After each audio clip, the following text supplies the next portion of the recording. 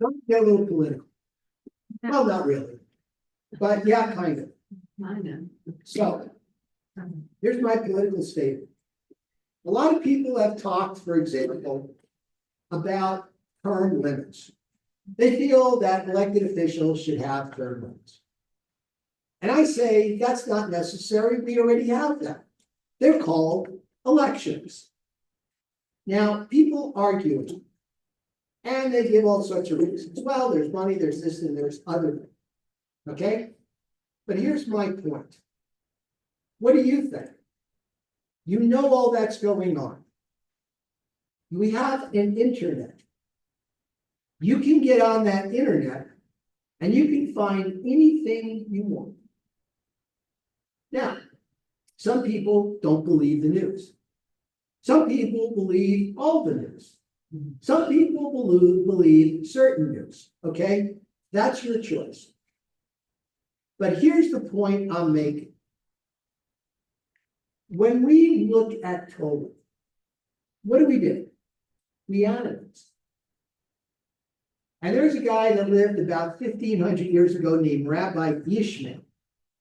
And he set out these 13 homiletic principles about how to analyze Torah.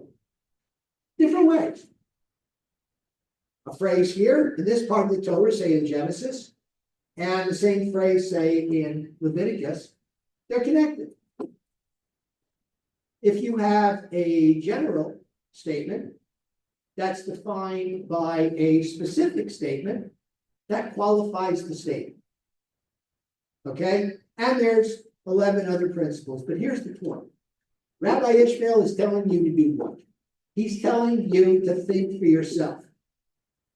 If you read the Talmud, 95% of all the arguments, and that's really what the Talmud is. It's a bunch of arguments.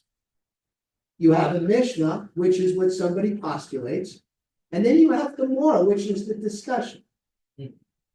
And some people, case in point, Beit Hillel, Beit Shammai, disagree. So that 95% of the postulates of the arguments or the statements that they put forth in the Talmud end in the phrase, let the matter stand unresolved. Kind of like the way politics in the United States is today. And don't even get me started about Israel. You think a two-party system is bad? They have like a 20-party system. And yet things still get done. I don't know how, but they do. Okay? But the point is, you think for yourself. People have talked about social media and its influence on people. And there have been studies about how when you read something on social media, there is this thing called an algorithm. In other words, there is a computer that looks at what you look at and gives it back to you. Now, if you look at it in a way, there's nothing wrong with it. They just want to sell you stuff and they want to know what you like. And then somebody came up with the idea, well, if we want to get into power, let's see what they like. Let's see what they think. And all of a sudden, social media becomes the enemy. Now, here's my point. You can break that cycle. If that's what you're doing, you can break this cycle. You can do this by saying, okay, this is what I'm reading. Let's see what this person says. Let's see what this person says, and let's see who that person is. Some people say, well, I did my research, and this is what I learned. Okay, you found it on the internet. This is what that person says. Now, here's my question. Who is that person? What is their background?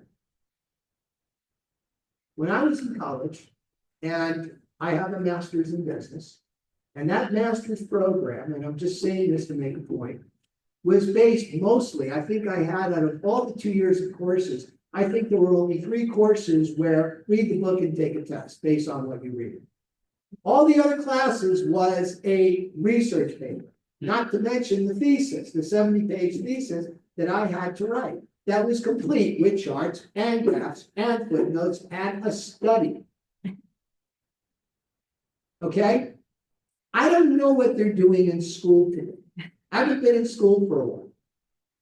But we used to use the phrase, what's the phrase? 2 words. What is that phrase? What is it? Research. Go learn. Critical thinking. Critical thinking. Critical thinking. Yeah. Okay?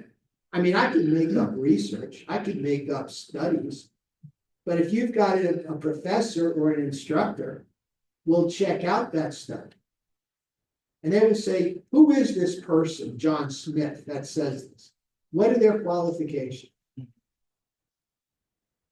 I don't think social media needs to be regulated. Well, maybe to some.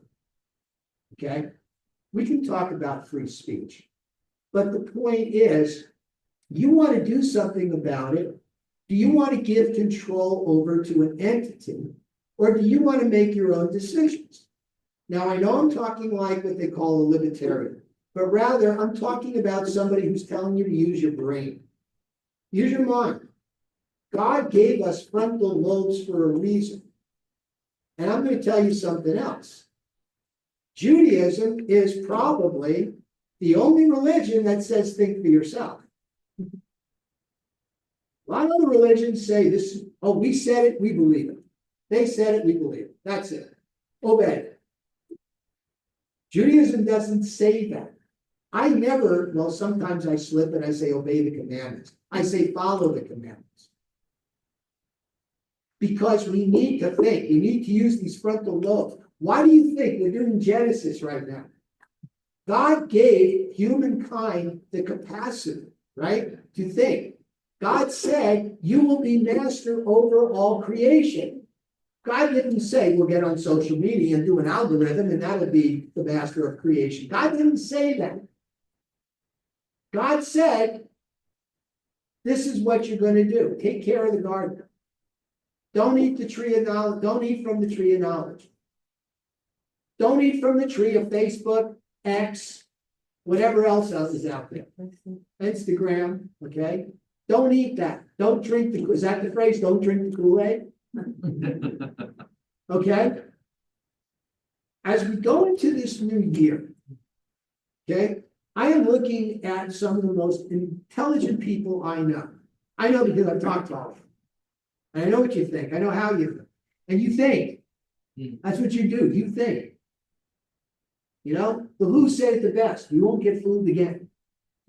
So let's not get fooled. Let's approach 5785 with critical thinking and say, I'm not going to listen to it. If you tell me something, okay, fine, I'm going to check it. Oh, no, I'm sorry, we're done.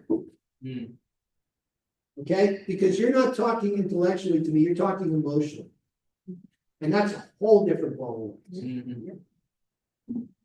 So let's spend 5785 doing a lot of critical thinking and not just buying what they sell on sight unseen. Shabbat shalom.